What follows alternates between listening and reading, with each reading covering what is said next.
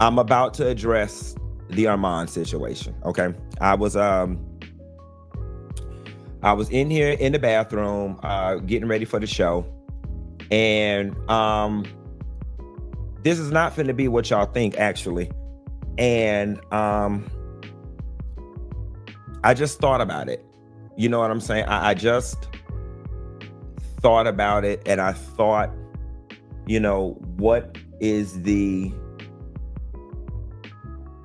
correct way to, respond to all of this without creating a further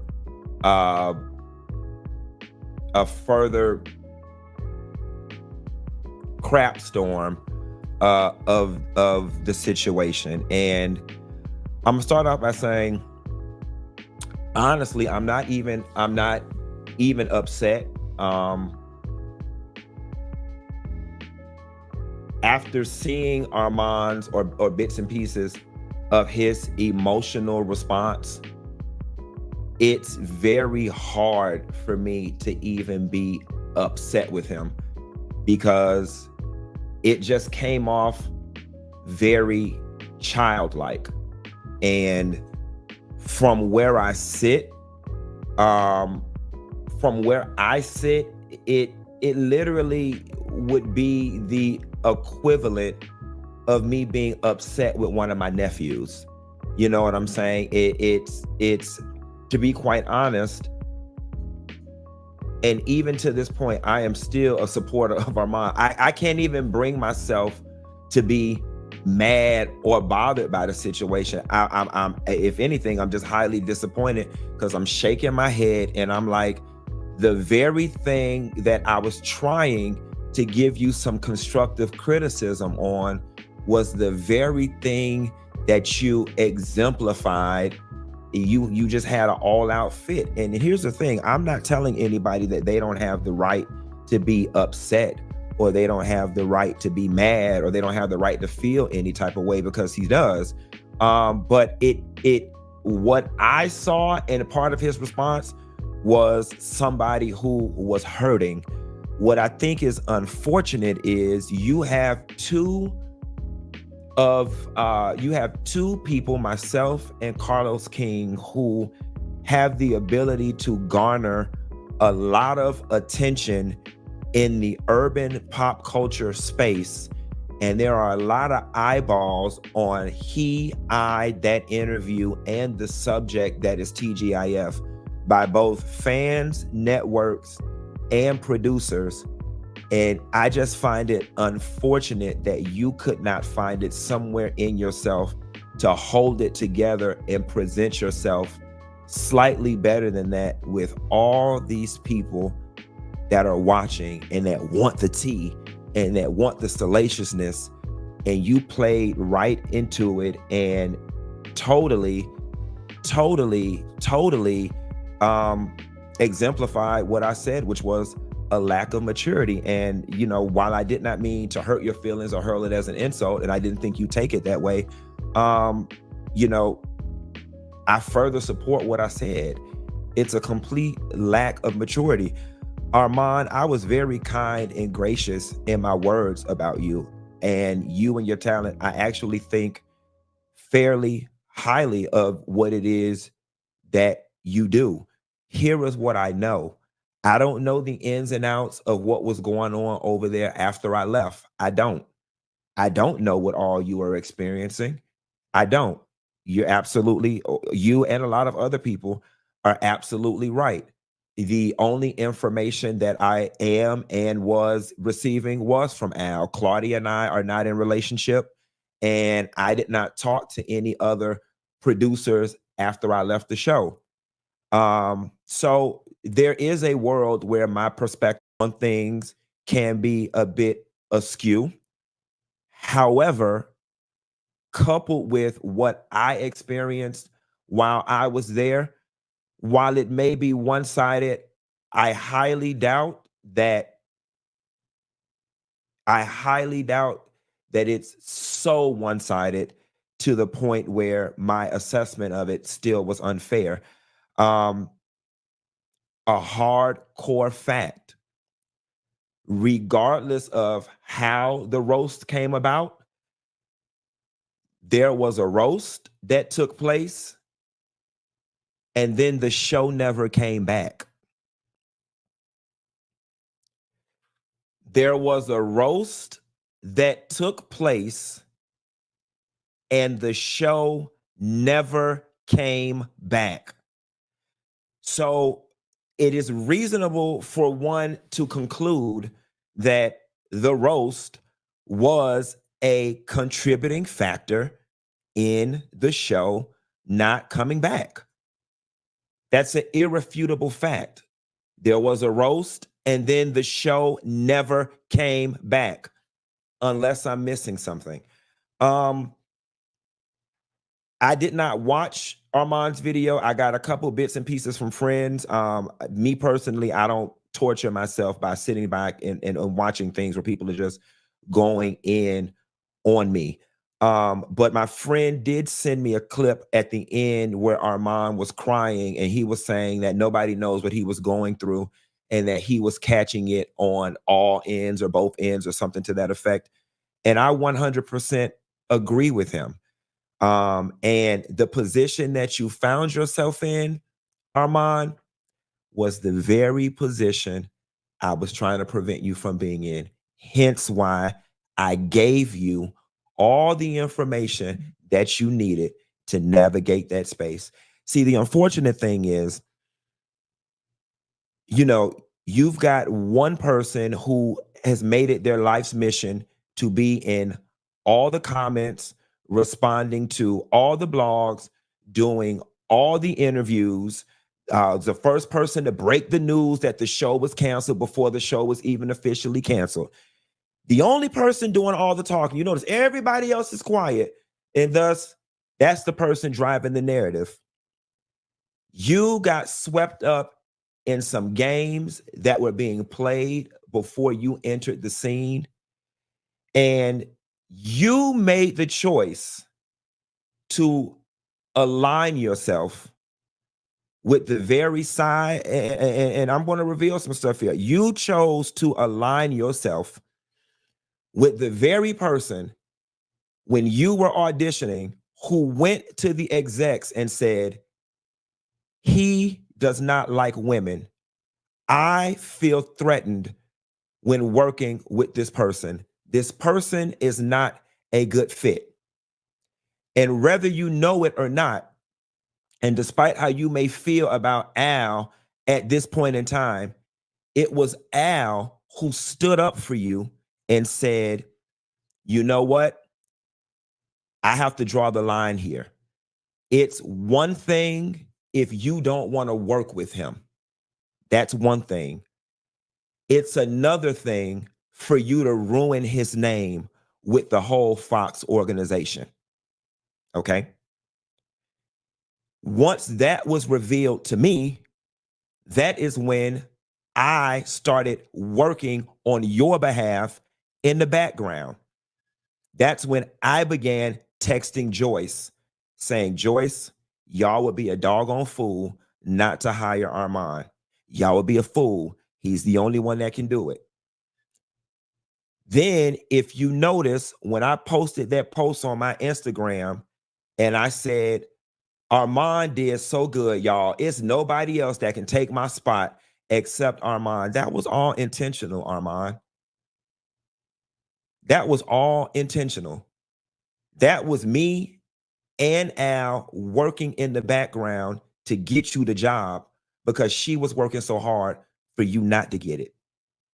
The PTSD from me being there, you even told me that she called you and said, don't think because you got a YouTube page and you got a YouTube following that means anything over here.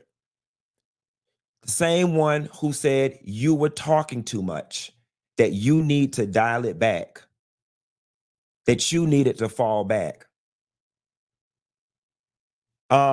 You can take what I gave you, you can take it any way you want to take it.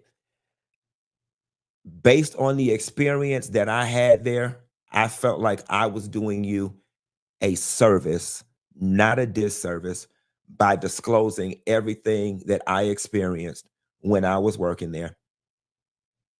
Um, you know, unfortunately, um, somehow or another, you were able to get swept up in a game that was much bigger than you. And honestly and truthfully, I felt like I prepped you good enough for you not to have got swept up in that. And I think what I see in you is also what I see in a lot of younger gays is that eh, they cling to these women thinking that these women gonna take them somewhere, and honestly and truthfully you got swept up in her game, and collectively that game caused that show to get canceled. Again, everybody wants me to um speak on Al and condemn Al and all these different things. Listen, I am pretty sure that there is enough blame to go around. The stuff that is being said about Al, simply, I was not there. Okay. I wasn't there. I was not there. So, whatever it is he's talking about between the time that he was there, I don't know anything of that. When I was there, Al by himself was not the problem. All right. There was enough blame to be spread amongst everybody if we're being honest. But when I was there, Al by himself was not the problem. Again, what transpired between January and that time that show got canceled with Al, I do not know, so I cannot speak on it. But I just find it unfortunate that even in me giving you some what I felt to be constructive criticism, Armand, that you still found a way to uphold the very thing that I said what was holding you back. I hate that you went out like that. I really do.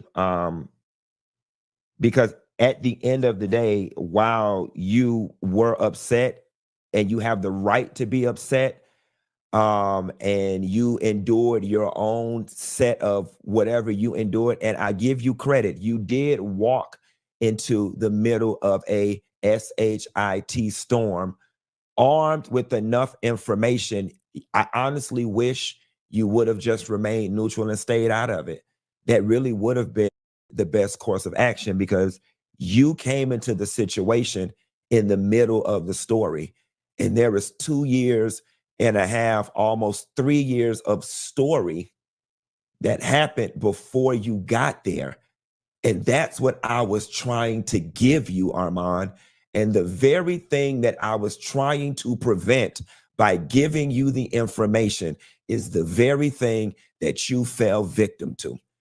And I still think, based on your response, you don't even see how you got played in all of this. I can't even be mad with you because you are a victim. I have to give you that. You are legitimately a victim in this situation. You got played in one of the worst ways. You did. And unfortunately, in getting swept up in a game that you did not understand, I guess the fair thing to say is that all three of y'all collectively got that show canceled. Nevertheless, Armand, as far as I'm concerned, I see you're hurt. I hate that you're hurt.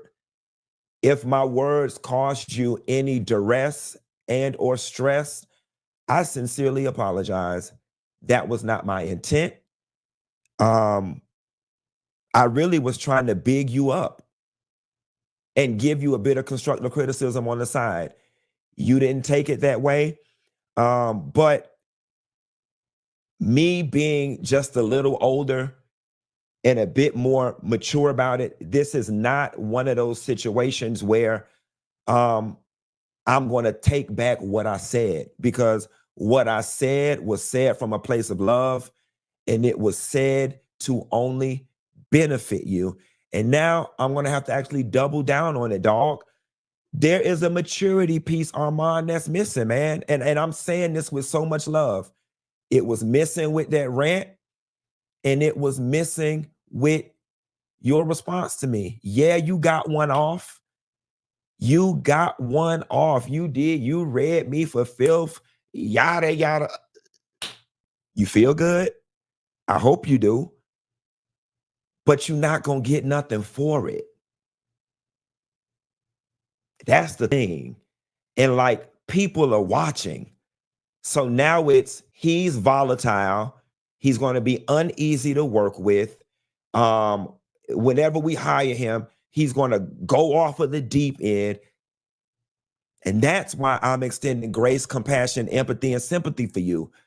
Like, dog, you got to step that maturity piece up, Armand. Say it with love. Now, you can read me for filth again. You cannot heed to it. But I promise you, there's no ill intent. I've been there. I remember the way I showed my ass when I went through that Michelle Brown situation. I remember Demetria Lucas calling me, texting me, saying, Funky Dineva, I am in a lot of journalism circles right now, and you need to take that down. This looks very bad. Everybody is talking about you. You look very volatile. I remember my agent calling me saying, what are you doing? I remember the doors that got closed in my face because I behaved that way. Because you are another Black gay man in this space that is being recognized, I was trying to help you. And I won't apologize for that. I was trying to help you. And I'm still trying to help you. Like I said, I'm not mad. You can pick up the phone today, tomorrow, and call me. And I promise you, we can talk about it and go get a drink. Black man, I want you to know, I see your hurt. I'm sorry for anything that I may have contributed to that hurt, but my intentions were pure. And I hope that we can get past this. Because like I said, I don't feel no ways tired about it. I'm not bothered. It didn't move me none. I get it, and I just wish things hadn't been the way it was. With that being said, that's all I got left on it, y'all. That really is all I got left. And we're going to go ahead and get the show started.